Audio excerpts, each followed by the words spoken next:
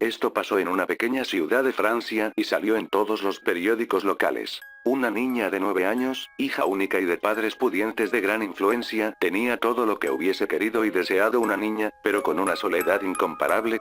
Sus padres solían salir a fiestas y reuniones del ámbito político, y la dejaban sola. Todo cambió cuando le compraron un cachorro de raza grande, pasaron los años y la niña y el perro se volvieron inseparables. Incluso crearon un vínculo especial, el perro se metía debajo de la cama a dormir con ella todas las noches y cuando la niña se sentía angustiada o asustada, asomaba la mano por debajo de la cama y se dejaba lamer la mano por el perro, era como un código entre ella y el perro, y ella se tranquilizaba. Una noche, los padres se pasaron a despedirse de la niña antes de ir a una cena, estos se fueron como muchas otras veces y pronto la niña se sumió en un sueño profundo.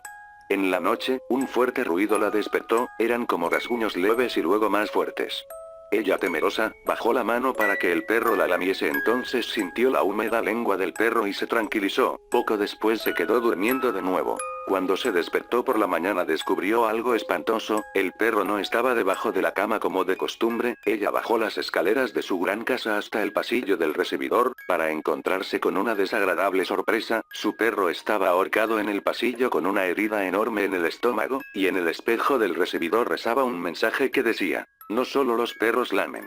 Se dice que cuando los padres volvieron, la niña estaba totalmente trastornada y solo decía: ¿quién me lamió? Aún se busca al autor de tal aberración.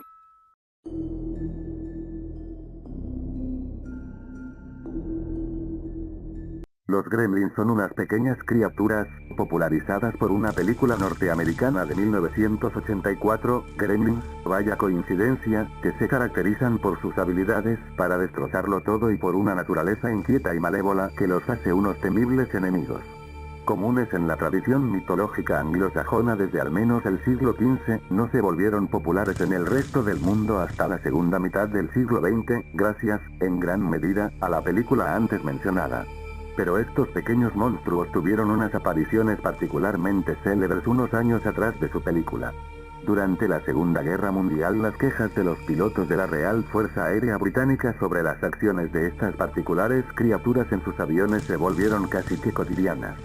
¿Qué habrá llevado a los gremlins a ensañarse contra la Fuerza Aérea Británica? La aparición de los gremlins no se dio en la Segunda Guerra Mundial.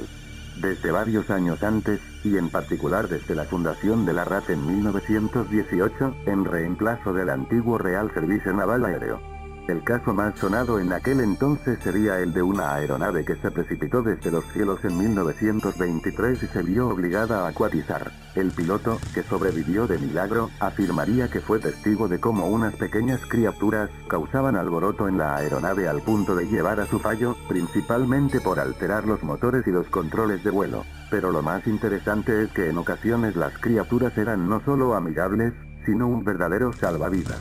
Este fue el caso del renombrado aviador estadounidense Charles Lindbergh, quien reportó la aparición de estas criaturas en un vuelo de Nueva York a París en 1927. De acuerdo con el piloto, cuando llevaba 9 horas de vuelo de pronto, se sintió alejado de la realidad, como si una serie de vaos limitaran su visión, y vio surgir de la nada una serie de pequeñas criaturas que parecían habitar en las esquinas de su aeronave. Lindbergh contó que los gremlins lo mantuvieron alerta y se aseguraron de que permaneciera seguro durante su viaje, que era toda una odisea en este periodo. Las criaturas parecían tener un conocimiento profundo de la navegación aérea y los equipos de vuelo, lo que hizo pensar al piloto que habitaban en el avión y lo observaban cuando lo manejaba. Sería en la batalla de Inglaterra cuando estas criaturas alcanzaran la cúspide de sus apariciones, para luego desaparecer misteriosamente. Los pilotos que eran más comúnmente víctimas de las criaturas pertenecían a las unidades de reconocimiento fotográfico, PRU, por sus siglas en inglés, que por sus misiones de espionaje viajaban sin armamento y sin escolta a gran altura, tomando fotografías de alta calidad del territorio enemigo. Dichos pilotos solían reportar fallas que desaparecían misteriosamente al aterrizar o incluso reportaban la aparición de pequeñas criaturas, de sonidos inexplicables y de arañazos en el fuselaje. Las denuncias pronto alcanzaron otros pilotos, ya especializados en combate. Preocupado, el Ministerio Aéreo Británico incluso creó una comisión para investigar el caso que incluía un experto en gremlins. el piloto oficial Perky Prune, quien creó una especie de guía indicando las actuaciones más comunes de las criaturas y los escenarios en los que había que tener cuidado de ellas. Tras la guerra los gremlins parecieron desaparecer. Quizás se debe a que, como creían muchos británicos, eran en verdad aliados de los alemanes, una particular ayuda que los germanos consiguieron en el plano sobrenatural. O quizás los nuevos aviones, más modernos, no tenían espacio para estas jugarretas. No podemos saberlo, pero sí recordar que un día la fuerza aérea más poderosa del mundo tembló ante el poder de los gremlins y el peligro que representaban para su causa.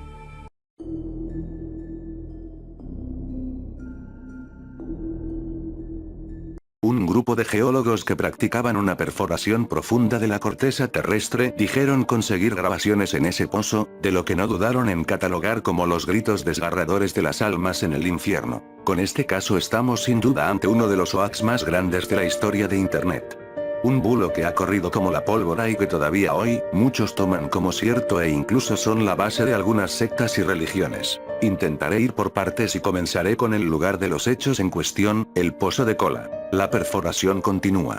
En 1983 se alcanza la cota de 12.000 metros, pero un gran derrumbe en el interior del agujero les obliga a comenzar a perforar de nuevo a partir de los 7.000 hasta que en 1989 se alcanza la profundidad máxima de 12.262 metros. Aquí se detiene la perforación por hacerse imposible técnicamente el profundizar más en la corteza, pues la temperatura de unos centésimo octogésimo, cuando habían calculado casi la mitad a esas cotas, hacían fluir continuamente una masa de fango e hidrógeno. Y aquí acaba la historia verdadera del Pozo de Kola. Hoy en día los estudios geológicos continúan de la mano de la empresa estatal GNPP Nebra, con un laboratorio geológico a 8.578 metros de profundidad. Este artículo se ha traducido del periódico finlandés llamado Amenusatia. Un grupo de geólogos, al taladrar un agujero de 14,4 kilómetros de profundidad para llegar al núcleo de la Tierra, dijeron haber escuchado gritos humanos. Los gritos que oyeron debieron de haber sido de las almas condenadas que se encuentran en el centro de la Tierra. Aterrorizados los científicos, temieron haber desatado los poderes malignos del infierno hacia la superficie de la Tierra. La información que estamos recolectando es muy sorprendente, que estamos sinceramente temerosos de lo que podamos encontrar allá abajo, mencionó el Dr. Atsakov, gerente de proyecto en la remota Siberia. La segunda sorpresa fue la alta temperatura que ellos descubrieron en el centro de la Tierra. Según cálculos, se indicó que la temperatura alcanzaba hasta los 1000 grados centígrados, dijo también el Dr. Atsakov. Esto es más de lo que nosotros esperábamos. Parece más como un infierno en llamas que se encuentra en el centro de la Tierra. El último descubrimiento fue sin embargo lo que conmocionó nuestros oídos, tanto así que los científicos tuvieron miedo de continuar con el proyecto. Tratamos de escuchar los movimientos a cierto intervalo con unos micrófonos ultrasensitivos, los cuales dejamos entrar en el agujero. Lo que escuchamos, convirtió nuestra lógica científica en ruinas. Eran, en momentos, unos sonidos débiles, pero a la vez, altos en frecuencia, los cuales pensamos que venían de nuestro propio equipo, explicó el Dr. Atsakov. Pero después de algunos ajustes, comprendimos que en verdad el sonido venía del interior de la Tierra. Apenas podíamos creer lo que nuestros oídos escuchaban. Escuchamos voces humanas, gritando con gran dolor. A pesar de que una voz era perceptible, pudimos escuchar miles, tal vez millones de almas gritando en sufrimiento. Después de este impactante descubrimiento, la mitad de los científicos renunciaron al proyecto por el temor. Esperamos que lo que esté allá abajo, allá se quede, añadió el Dr. Atsakov. Pero lo que en realidad acabó por conmocionar a estos rusos, además de las voces grabadas, fue la aparición en esa misma noche, de un gas luminoso que se disparó desde el centro de la Tierra, en medio de una columna de humo incandescente. Del agujero que se había hecho, emergió un ser con alas como de murciélago, quien gritó en idioma ruso: "Yo he vencido", para después volar hacia el oscuro cielo de Siberia. El incidente fue totalmente irreal. Los rusos gritaron con espanto, dijo el señor Numeral. Más tarde, esa noche, él miró un grupo de ambulancias circulando en la comunidad. Un conductor que él conocía, le dijo que se les había ordenado que se sedaran a todos los que estuvieron presentes con un medicamento para borrar su memoria de corto plazo. Los rusos utilizan esta droga para tratar a las víctimas que han sufrido un shock. El doctor Atsakov señaló: como comunista, no creo en el cielo ni en la Biblia, pero como científico, ahora creo en el infierno. Es innecesario decir que fue algo impactante al haber hecho este descubrimiento. Pero sabemos lo que vimos y lo que escuchamos. Y ahora estamos convencidos que taladramos las puertas del infierno. El doctor Atsakov continuó diciendo. El taladro repentinamente empezó a dar vueltas, descabelladamente indicando que habíamos alcanzado una gran caverna. Los sensores de la temperatura mostraron un dramático incremento. Bajamos un micrófono, diseñado para detectar los sonidos de las placas en movimiento. Pero en lugar de escuchar las placas en movimiento, escuchamos voces humanas gritando de dolor. No hace falta analizar en profundidad el artículo para darse cuenta de lo rocambolesca de la historia, que es falsa de principio a fin. El tal doctor Atsakov, que posiblemente jamás ha existido en el contexto en el que se le cita, el periódico finlandés, que a todas luces tampoco ha existido jamás porque de haberlo hecho, ya habría desmentido hace años este artículo tan poco honroso para cualquier periodista que se precie. Los datos que cita que no son reales, como profundidad o temperatura, claramente exagerada a propósito, pues los 180 grados reales parecen pocos para el infierno que se intenta demostrar. Seres alados hablando en ruso, drogas a lo fogonazo de Men in Black para borrar la memoria a corto plazo. Quizás fueron los mismos geólogos los que lanzaron el bulo para reírse un poco y aliviar el tedioso trabajo de perforar en la soledad siberiana. Y para colmo, cualquiera puede entender que las grabaciones sismológicas o tectónicas no son sonidos, sino gráficos que luego son interpretados.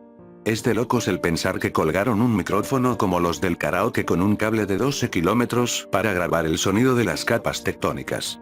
En fin, admito que la grabación está bien hecha, aunque se notan bucles y repeticiones que supongo que técnicos de sonido habrán descompuesto alguna vez, pero de grabar a un grupo de hooligans rusos borrachos en un partido del Spartak a catalogarlo como la muchedumbre atormentada de los infiernos de Dante va un buen trozo. Lo raro es que tras esto, los rusos no decidieran explorar la totalidad del cielo para buscar el paraíso.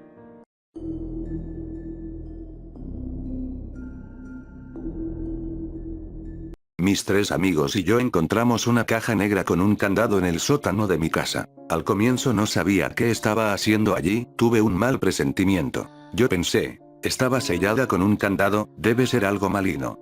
Fred rompe el candado con un martillo. Dentro de la caja había una tabla que tenía escrita letras, números y por último un sí y un no. Thomas dijo, ya sé qué es. Es una tabla Ouija. Thomas nos explicó cómo funcionaba y decidimos jugarla. Desde un principio Bill se había negado a usarla. Este objeto está maldito, replicaba, no debe ser usado. Después de una hora de acalorada discusión, Thomas se impuso. La usaremos y punto. Bill dejó la sala y fue a la cocina. Usamos una copa de vidrio y comenzamos a invocar a los demonios de la casa, de forma vulgar y respetuosa. Al principio no sucedió nada, luego la copa se movió sola, como si tuviera vida propia. Primero se posó sobre la letra T, luego sobre la O, al cabo de unos minutos, horrorizados vimos lo que decía, la frase completa era, todos ustedes van a morir. Tenía tanto miedo que corrí hacia mi habitación y cerré mis ojos. Entonces escuché los gritos de mis amigos, cogí mi pistola y algunas balas de mi cajón y decidí salir de mi cuarto, no estaba dispuesto a morir sin pelear. Todo estaba extrañamente calmado, de la nada, detrás de mí apareció un horrible demonio de ojos rojos. Le disparé 3 veces, matándolo. Extrañamente murió muy fácil, caminé un poco y aparecieron 2 más, acabé con ellos disparándoles en la cabeza. De nuevo tuve la sensación de que era demasiado fácil, como si mi pistola tuviera el poder de acabar con ellos. Luego pensé, la tabla. Tal vez si la destruyo todo esto acabe. Fui directo a la sala de estar, tomé la tabla y comencé a golpearla contra el televisor. De la nada me vi rodeado de varios demonios, solo pensé en apuntar a los que tenía enfrente, disparando a quemarropa a 2 de ellos, mientras era rodeado por una legión de espectros macabros. Dr. Johnson a pabellón de psiquiatría, Dr. Johnson a pabellón de psiquiatría.